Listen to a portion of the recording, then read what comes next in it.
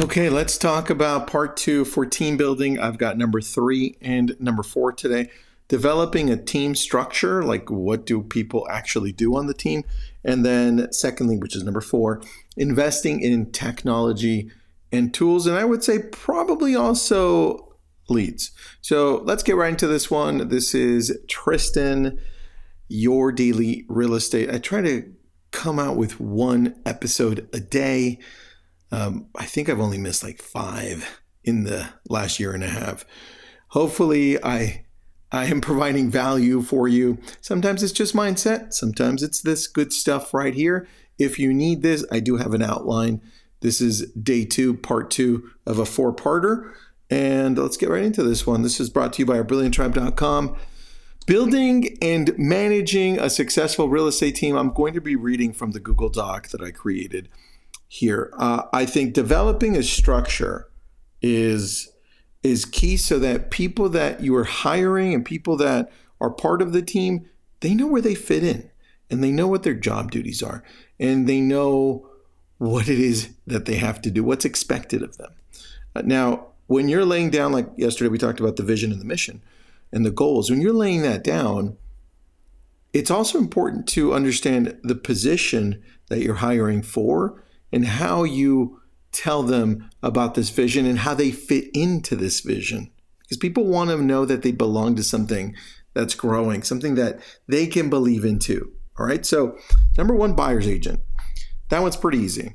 Focus on working with buyers, showing homes, writing offers, showing up to inspections. That would be a buyer's agent.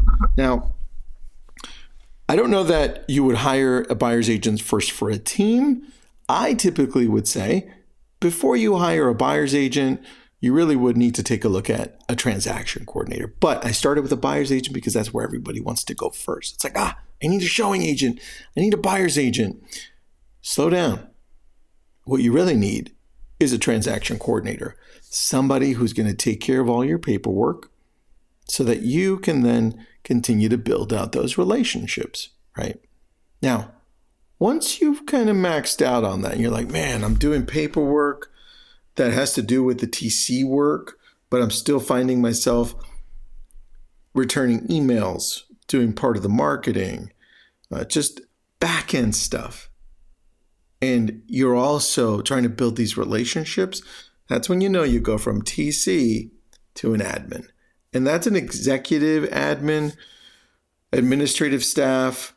Now, in the Google Doc, I have both together, but I would say TC first and then admin, or you can go ahead and hire an admin that handles the TC work. I like to separate those eventually if you go that route, but to start, that's not a bad idea.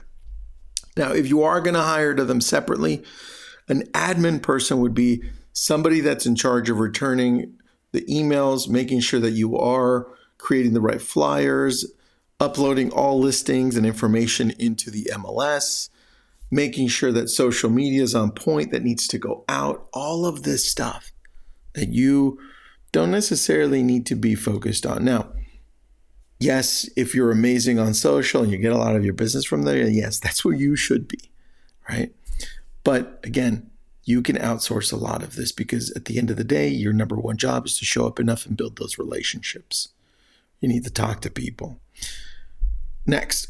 Now, for me, I went through the exact same process.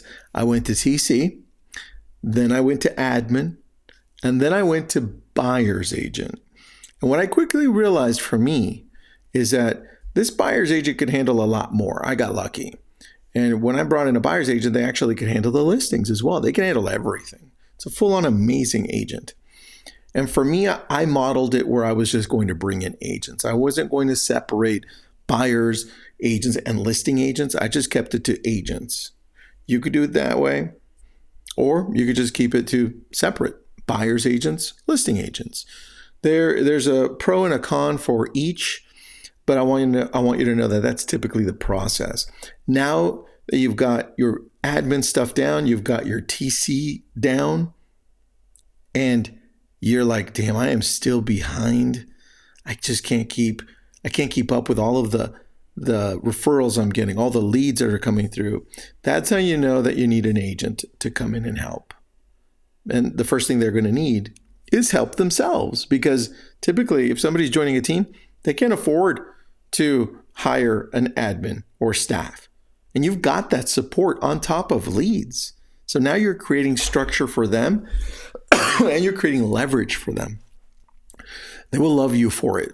So set that up first before you start looking at a buyer's agent or a listing agent or a combination of both. Now, I had three agents,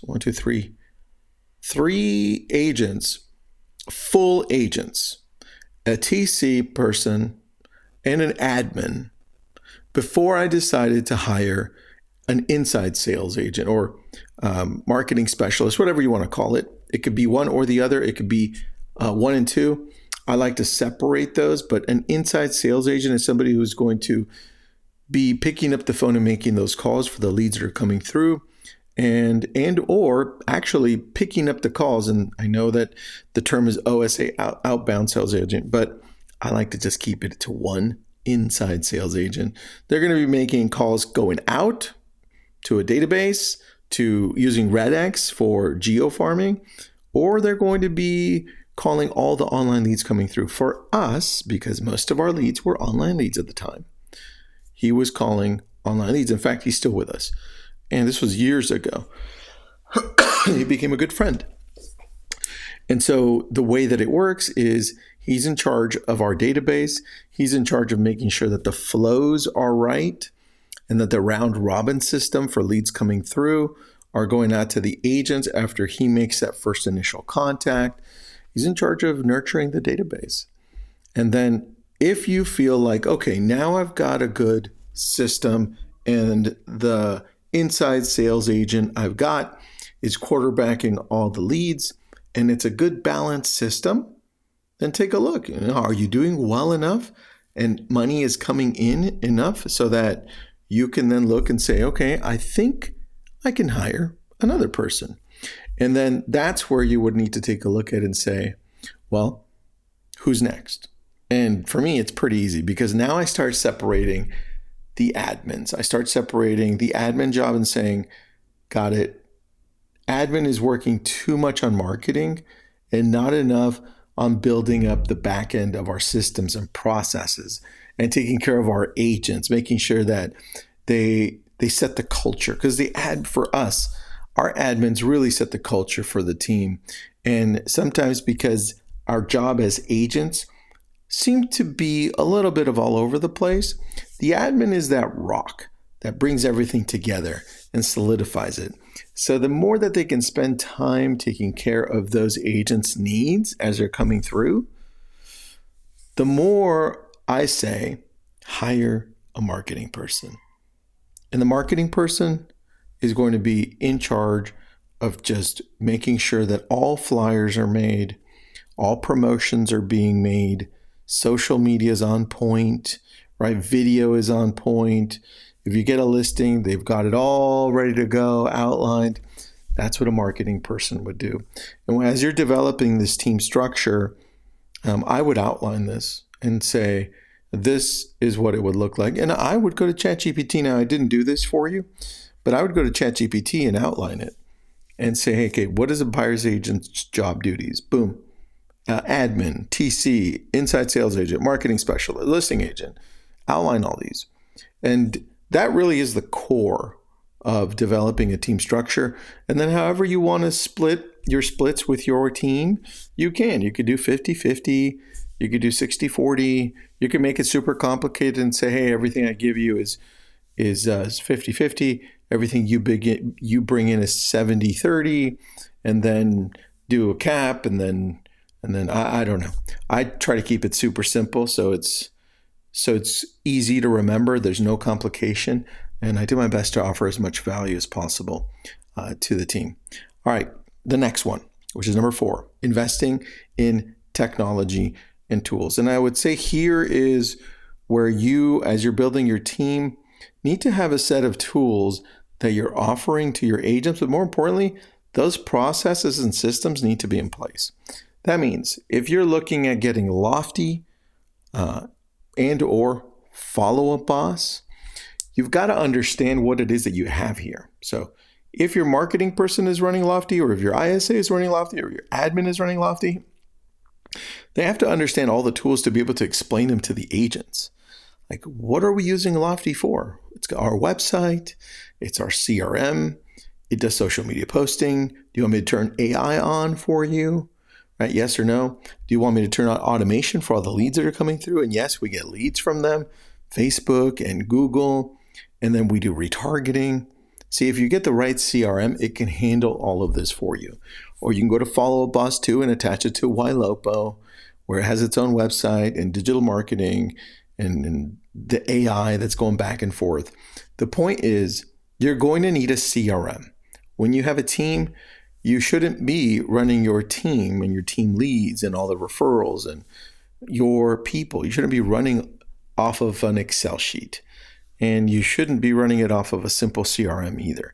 It should be one CRM that's all inclusive, where you can keep track of people following up with their own database. Because at the end of the day, when you create this team and when you're managing it, they need accountability. They're coming to you for guidance, right? Not only are they coming to you to see what's next, like what does the future hold in this team environment, in the niche area you cover in business, but they're also looking to you to see, well, what else is next as far as automation tools, as far as newsletters, as far as what tech are we using, like DocuSign when it came through, or now AI.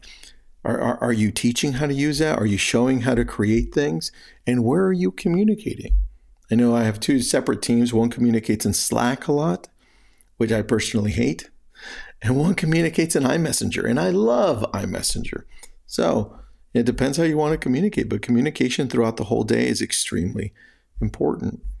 And then how are you tracking all your closings? Is it you? Now those you can track on an Excel sheet, no problem, as long as you have an admin managing those, or a sales manager, or you can track them on Sisu. Something like Sisu is very easy to track. The point is, with tools, you're going to need to have a set of tools. And I would say you're going to need to have definitely a CRM, a website for your agents, right? So tools, meaning CRM, website, and I would also offer, you don't have to have it, but offer the opportunity to get some type of leads. They can either pay for them or you pay for them, however you want to have it. It could be Facebook, Google, and then nurturing. What do you offer as far as nurturing the database of your agents? Is it going to be automated? Is it going to be like retargeting, or more automated like smart plans that are built into a system that text and email? And then do you help out with social media, like real estate content AI? Build all of that into the team, and then you start having a team that feels good about belonging to the team. Like these team members are like, yeah, this is the place to be, right? So tools and tech, really important. It helps lay the foundation down to a lot of agents, knowing that they are with a company that is moving forward. Anyway, that's number 3. Number 4, we'll bring you 2 more parts in the next 2 days. Have an awesome day.